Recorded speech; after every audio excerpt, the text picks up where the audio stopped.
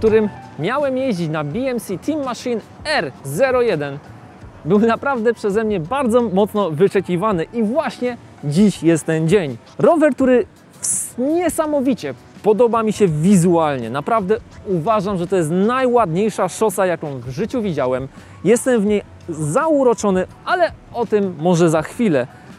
Natomiast to, że ten rower zachowuje się naprawdę agresywnie, to, że on został stworzony do jazdy wyścigowej, to wiadomo, taki jest jego charakter, jest to element marketingu, może nie tylko marketingu, ale jego charakterystyki wszędzie udowadniane.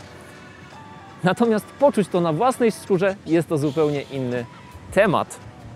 Jak widzicie, rower bardzo charakterystyczny.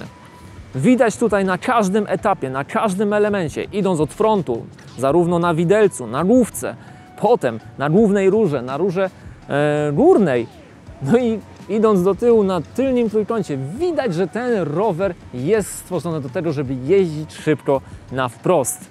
Jego wyprofilowanie, które było efektem tworzenia zarówno przez zawodników zespołu Tudor, jak i oczywiście ogromnej ilości godzin w tunelu aerodynamicznym, sprawia, że ten rower przecina powietrze naprawdę bardzo efektywnie. Zaskoczeniem w dzisiejszym dniu było to, że ten rower nie jest zbyt mocno podatny na wiatr.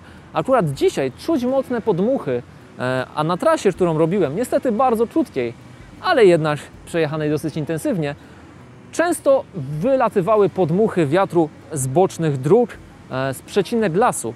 Rower nie reagował w sposób, jakiego się obawiałem. Stożki na DT Swissach, które są tutaj zamontowane na 60-kach, nie powodowały, że nagle zmieniałem tor jazdy i wyrzucało mnie z linii mojego toru. Wręcz przeciwnie, czułem się naprawdę pewnie. Rower to powietrze jakby pochłaniał i pozwalał mu przelecieć swobodnie przez swoje otwory. I dzięki temu na tym rowerze czułem się naprawdę bardzo komfortowo dzisiaj podczas tej jazdy. Rower nie jest bardzo zwrotny. Nie reaguje od razu zmianą pozycji ruchu, kiedy nagle zmieni się ustawienie ciała. Ten rower chce jechać na wprost. Jego sztywność zdecydowanie sprawia, że jest on stworzony raczej z myślą o osobach, które będą jeździły szybko, być może w ucieczkach, na wyścigach, które nie będą miały być może bardzo dużo przewyższenia. Ten rower kocha prędkość. Z racji tego, że ja zmieniam moją charakterystykę i mocno trenuję właśnie na jazdę po terenie płaskim, no dziś jeździło mi się na tym rowerze naprawdę rewelacyjnie. Rozmiar 56 akurat pasuje idealnie do mojego wzrostu, do mojego ustawienia. Niewiele musiałem zmieniać, jeżeli chodzi o ustawienie siodła, może minimalnie. No oczywiście zmieniłbym siodełko, ale to dobrze wiecie z filmów z Taurusa, gdzie nagrywałem w BMC Lab Mikołów razem z Chrisem fitting siodełka. Na pewno byłoby ono do wymiany, natomiast reszta w tym rowerze absolutnie gra od A do Z. Świetnie możecie zobaczyć jego charakterystykę aerodynamiczną na wyprofilowaniu rury głównej, gdzie mamy to wyprofilowanie karbonu od główki do potem rozszerzenia w miejscu, gdzie znajduje się bidon. Godziny spędzone przez projektantów na tym, żeby ten rower jak najlepiej zachowywał się na szybkich etapach, no daje się odczuć nawet takiemu amatorowi jak ja. Rower jest postawiony na DT Swissach 60, koła toczą się absolutnie fenomenalnie i jest to standardowa obręcz montowana właśnie w Team Machine RC.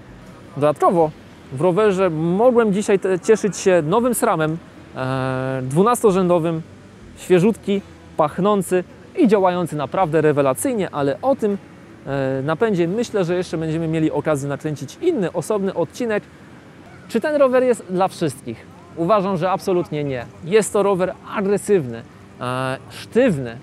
Mimo tego, że jego sztywność jest naprawdę ogromna, kiedy naciśniemy, cała energia, którą wkładamy, jest przekładana w asfalt.